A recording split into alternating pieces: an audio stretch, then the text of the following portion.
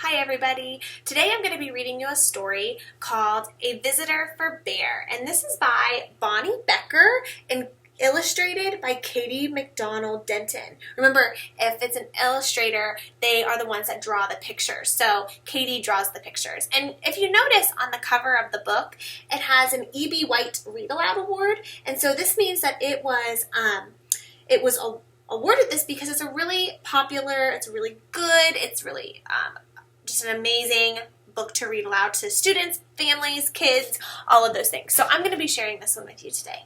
A Visitor for Bear. There you can see the different background things going on.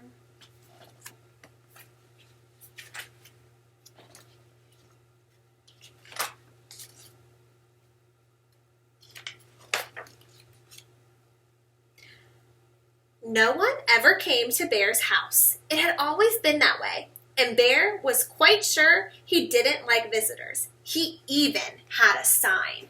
And look, it says, "No visitors allowed." One morning, Bear heard a tap-tap tapping on his front door. You can see Bear looks like he's about to maybe cook something or maybe eat. I'm not really sure. When he opened his door, there was a mouse, small and gray and bright-eyed. "No visitors allowed," Bear said, pointing to the sign. "Go away." He closed the door and went back to the business of making his breakfast. Let's see. Look, there's the little tiny mouse asking to come in.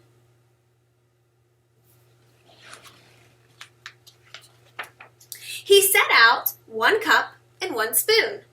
But when he opened the cupboard to get 1 bowl,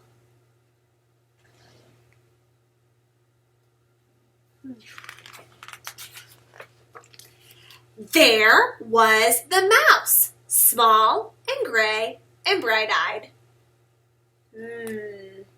Look at him in there, see him?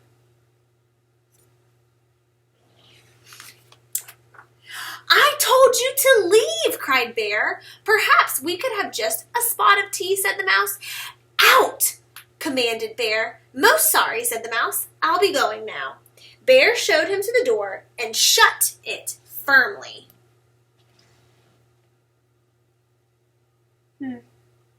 Bear really does not want any visitors. Then he went back to the business of making his breakfast. But when he opened the bread drawer for 1 slice of bread, there was the mouse, small and gray and bright-eyed. Good Bear there. Look at his face.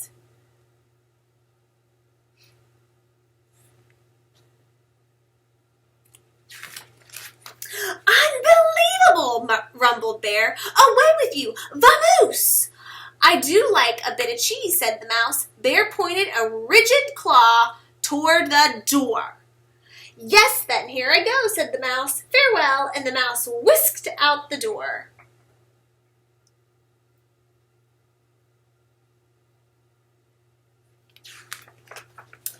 This time, Bear shut the door very firmly and locked it. He locked the windows too, for good measure.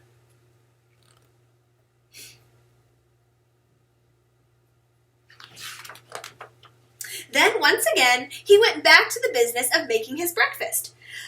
But when he opened the fridge to get 1 egg, who do you think is there? There was the mouse, small and gray and bright-eyed, of course. "Be gone!" roared Bear.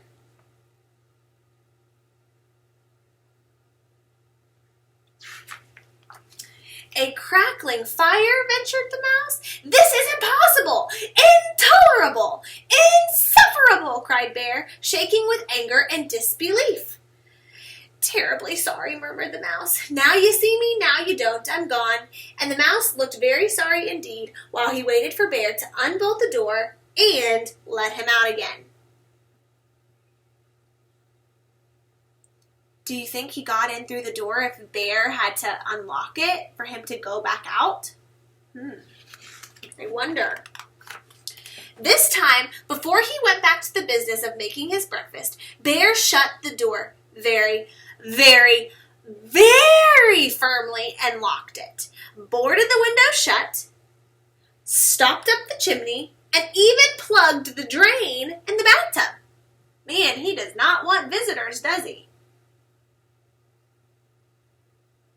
It's a lot of stuff for no visitors to come in. Carefully, Bear set about the business of making his breakfast. He opened the cupboard, no mouse. He opened the bread drawer, nothing. Whew! He opened the fridge, mouse free, yes indeed. He lifted the lid to the tea kettle. There was the mouse, small and gray, and, well, you know the rest. Bear fell to the floor and wept. I give up, he blubbered. You win. I am undone.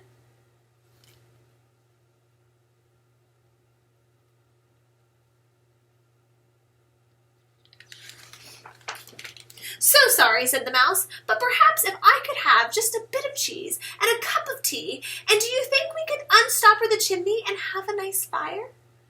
Bear blew his nose with a loud honk.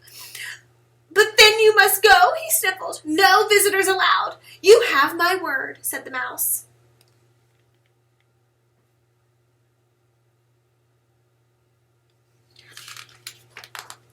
Bear unshuttered and unboarded the windows, unlocked the door, unstoppered the chimney, and unplugged the drain.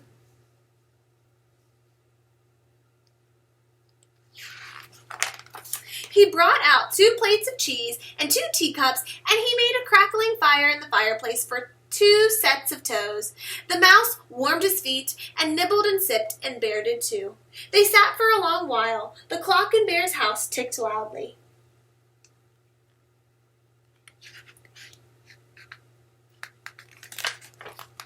Bear cleared his throat. The mouse looked most attentive. No one had ever been most attentive to Bear. The fire is nice, Bear announced. Lovely, said the mouse. No one had ever said Bear's fires were lovely. I can do a headstand, said Bear. Very impressive, exclaimed the mouse.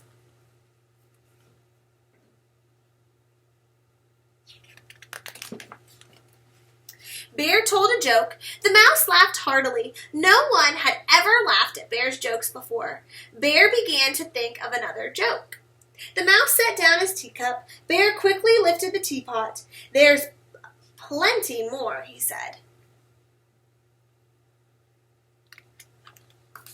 So sorry, said the mouse. Most kind, but I must be on my way. Really, you needn't go, said the bear. I am off, said the mouse, springing up from his chair. Wait! Cried Bear, but the mouse stepped out the door. Toodaloo, said the mouse. Oh, what do you think Bear is thinking? He said, wait. Let's find out. Don't go, wailed Bear, throwing his body across the path. But I gave you my word, said the mouse, pointing to the no visitors allowed sign. Do you think Bear liked having a visitor? Oh, that, cried Bear, putting down the sign and tearing it up. That's for salesmen, not for friends.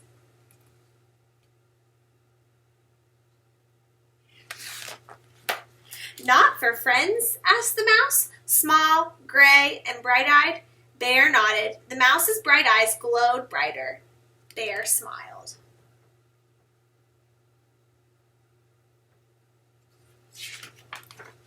Do you like 1 lump or 2? Said Bear most politely. I like 2, said the mouse, and Bear agreed.